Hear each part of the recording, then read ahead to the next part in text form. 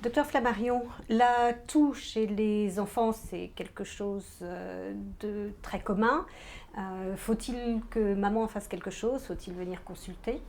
Alors effectivement, la toux de l'enfant, c'est quelque chose d'extrêmement fréquent, puisque la toux, c'est un mécanisme naturel de défense des voies respiratoires contre les irritations et les agressions. La plupart du temps, c'est un symptôme qui est bruyant, qui va parfois alarmer les parents, mais qui reste bénin et qui est le signe d'une pathologie la plupart du temps bénigne. Cependant, ça peut aussi être le signe d'une pathologie plus grave et parfois même d'urgence qui, si elles sont plus rares, nécessitent d'être repérées par les parents afin qu'ils puissent chercher une aide médicale rapidement. Pouvez-vous nous donner un exemple d'un cas plus urgent où il faut vraiment aller consulter rapidement? Alors par exemple, une toux qui s'accompagne d'une gêne respiratoire va nécessiter une consultation urgente et on peut repérer que l'enfant est gêné pour respirer parce que la respiration va être difficile, voire plus rapide.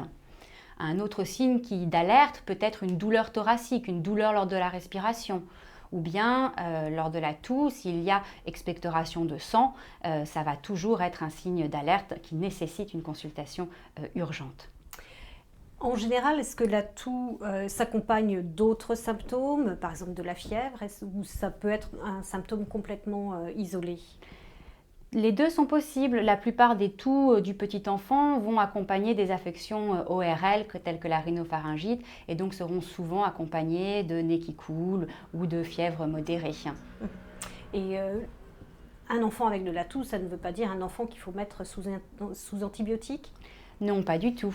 L'examen du médecin, l'auscultation pulmonaire et puis l'histoire de la toux permettra de voir s'il y a besoin d'antibiotiques, mais elles ne sont absolument pas systématiques.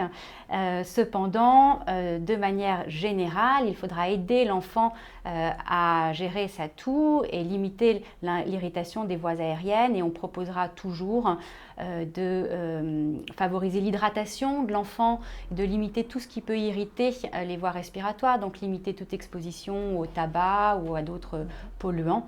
Il faut aussi contrôler la température de la maison. Une température trop élevée va favoriser le dessèchement des voies aériennes et l'installation de la toux, par exemple. Très bien, donc surveiller et si besoin, si la toux se prolonge, venir consulter. À partir de combien de temps? Tout à fait. Donc on a parlé tout à l'heure des motifs de consultation en urgence, mais une toux qui se prolonge, une toux après une quinzaine de jours, nécessite une visite là aussi chez le médecin afin de vérifier qu'il n'y a pas de problème sous-jacent plus grave. Merci bien, docteur Flammarion.